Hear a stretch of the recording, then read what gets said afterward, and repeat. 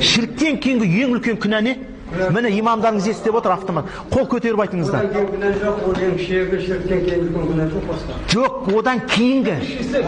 Ең үлкен шірік. Содан кейінгі.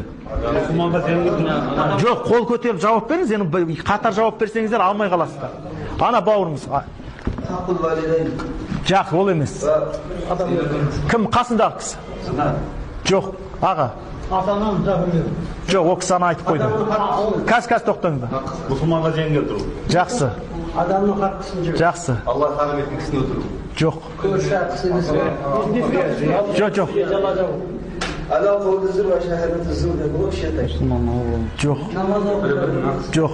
Мына шіріктен кейінгі рияны біз білеміз. Ең үлкен күнә өзінің өткен күнәсін мақтанып еске алу деген.